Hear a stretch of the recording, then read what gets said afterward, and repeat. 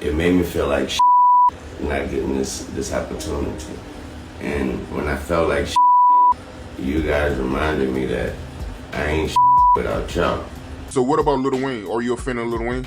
You know, again, hats off, the brother does his thing. And I know people consider him a great lyricist.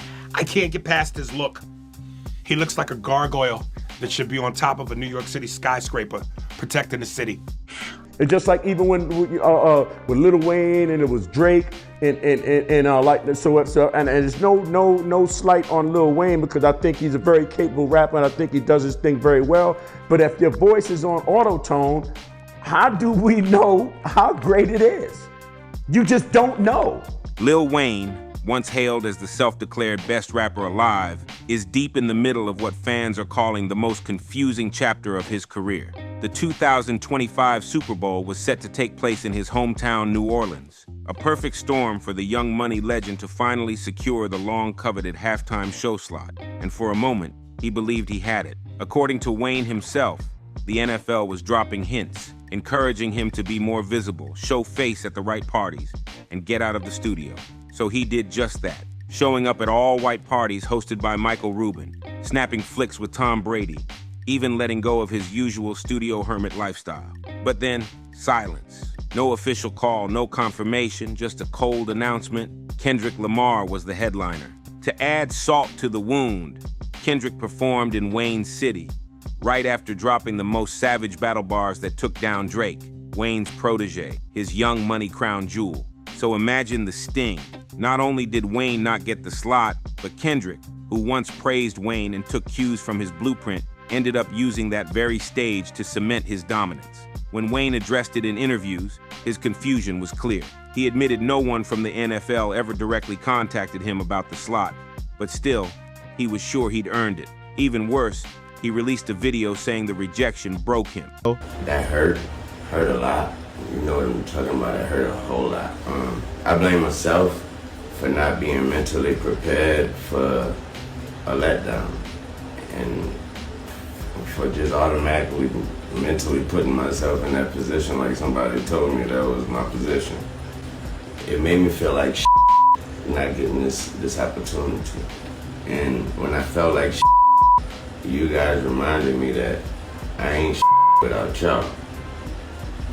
And that's an amazing reality. Behind the scenes, someone from the NFL allegedly told him they weren't in charge of the show, despite Roc Nation, led by Jay-Z, another so-called ally, running the whole operation. Talk about betrayal. And then came the Kendrick confusion. Wayne was caught on video performing The Motto, his hit with Drake, but mid-performance he starts singing Not Like Us, the very track Kendrick used to take shots at Drake. Fans were shook. Was Wayne switching sides? Did he not know what he was doing? Turns out, he didn't. Wayne later claimed he had no idea that was a Kendrick diss track. I didn't even know it was Kendrick, he laughed in the interview. He also didn't know that Lil Durk had been in jail for months, or that Watch the Throne by Jay-Z and Kanye West even existed. When asked about it, Wayne was stunned. They did an album? This wasn't just him trolling. When someone played the song Otis for him, he genuinely looked lost. This, from a man who dissed Jay-Z in response to that very album years earlier. The memory loss was real. What's most alarming is how out of touch Wayne has become, not just with hip-hop history, but with his own place in it. In interviews, he couldn't recall the details of battles he once participated in. He didn't know Sexy Red was on his own track. He didn't remember ever watching Kendrick's halftime show performance. I looked over a few times, but nothing made me want to go inside and watch, he said, as if this wasn't the most talked about hip-hop Super Bowl performance in history. A rap pioneer, too far removed to even engage with the culture he helped create. But when he's in the studio, whole different beast. The man still records every single day. It's just like even when with Lil Wayne and it was Drake and like so and there's no slight on Lil Wayne because I think he's a very capable rapper and I think he does his thing very well. But if your voice is on auto-tone, how do we know how great it is? You just don't know. And while he might not be aware of every diss flying around on Twitter, he's dead serious when it comes to the mic. The Rolling Stone journalist covering him described waiting hours, sometimes days, for Wayne to show up. Flights got delayed, interviews were canceled, appointments missed again and again. When they finally met, The writer described the studio as a weed-soaked space where Wayne, in full Balenciaga, hovered over the console like a mad scientist, mumbling and nodding to beats with tunnel vision. He played songs from Thought Carter 6, spitting bars with a vengeance that made it feel like 2006 again. At 42, Wayne still raps with the intensity of a 20-year-old trying to prove something. There were moments in the interview that showed flashes of genius. Wayne previewed new songs, one featuring his son Cameron and Bono from U2, with a verse that touched on his own medical history, epileptic seizures and all. He has opera singer Andrea Bocelli singing Ave Maria on one track, Billie Eilish and Miley Cyrus on others, and yes, even MGK. It's the most bizarre, unexpected collection of features in a Wayne project ever. But it sounds like he's leaning full speed into experimentation rather than chasing the charts. Wyclef Jean, who's reportedly helping produce the album, says Wayne will be remembered centuries from now, like Shakespeare or Bach. And with over 22 years of Billboard chart placements, it's hard to argue against his longevity. Outside the booth, though, the story gets even messier. Wayne's obsession with Balenciaga raised eyebrows, especially since he started wearing it constantly after the brand faced backlash in 2022 over a controversial campaign. Conspiracy theorists were quick to connect dots. So what about Lil Wayne? Are you a fan of Lil Wayne? You know, again, hats off. The brother does his thing. And I know people consider him a great lyricist. I can't get past his look. He looks like a gargoyle that should be on top of a New York City skyscraper, protecting the city. Considering Wayne's disturbing early life stories involving Birdman, adult women, and underage behavior, things Wayne has openly talked about before. While nothing's confirmed, the optics had fans whispering. Then there's the political chapter.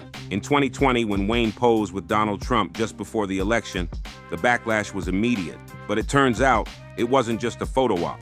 Trump's son-in-law, Jared Kushner, an alleged Lil Wayne fan, helped get Wayne pardoned before he faced 10 years in prison for federal gun charges.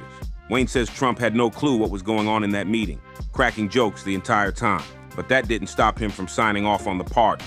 Wayne later joked, "My mama would have been mad if I didn't smile in that photo." What did Wayne spend his pandemic relief grant on? According to reports, private jets, high-end clothes, and hotel stays for women.